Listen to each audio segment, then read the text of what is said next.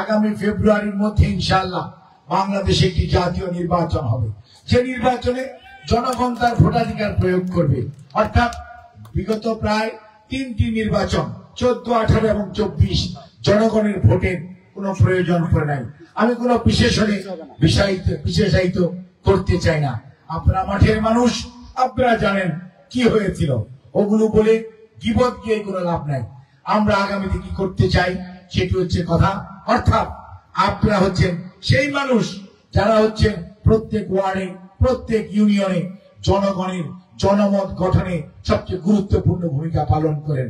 এবং আমরা মনে করি বাংলাদেশের যদি উন্নয়ন অগ্রগতি সুনিশ্চিত করতে হয়, তাহলে এই সমস্ত মানুষগুলোকে সম্মান দিতে হবে, অবজ্ঞা করলে চলবে না, তাদেরকে সাথে নিতে হবে।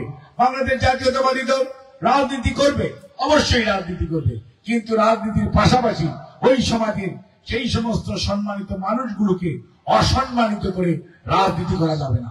কাজে রাজনীতি করতে হলে ওই তৃণমূলের নেতাদেরকে, যারা জনপ্রতিনিধি ছিলেন এবং আছেন, তাদেরকে কোন অবস্থাতেই কোনের রঙে রাঙায়িত করা যাবে না।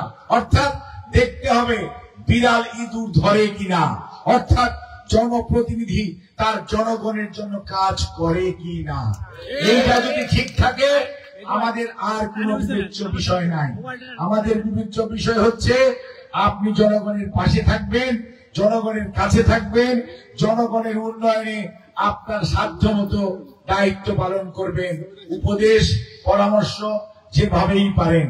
এবং আমরা বাংলাদেশ জাতীয়তাবাদী দল আমাদের 31 দফা কর্মসূচি আমরা আপনাদের কাছে আমাদের নেতা কর্মীরা নিশ্চয়ই বাইদ ইসলামে আমি আসার আগেই পৌঁছে দেওয়ার কথা, পৌঁছে দিয়েছে। এবং সেখানে একটি শব্দও পাবেন না যেখানে আমরা জনগণের ছাড়া অন্য কোনো কথা বলেছি। কারণ আমাদের নেতা বিএনপির ভারপ্রাপ্ত চেয়ারম্যান জনাব তারেক রহমান বিশ্বাস করেন, আমাদের নেত্রী বেগম খালেদা জিয়া বিশ্বাস করেন, বিএনপি বিশ্বাস করে এই জনগণকে যদি, এই দেশকে যদি সামনের দিকে নিয়ে যেতে হয়, তাহলে এই দেশকে শহীদ জিয়া যেমন বাঙালি, মারমা, চাকমা, সাঁওতাল, গারো এভাবে বিভক্তি থেকে জনগণকে বের করে নিয়ে এসে পরিচিতি দিয়েছিলেন আমরা বাংলাদেশি। অর্থাৎ জাতিকে ঐক্যবদ্ধ রাখতে হবে। জাতিকে যদি ঐক্যবদ্ধ রাখতে পারেন, যদি হিন্দু, মুসলমান, বৌদ্ধ, খ্রিস্টানে বিভাজিত না করেন, তাহলেই কেবল ঐক্যবদ্ধ জাতি সামনের দিকে এগিয়ে যাবে।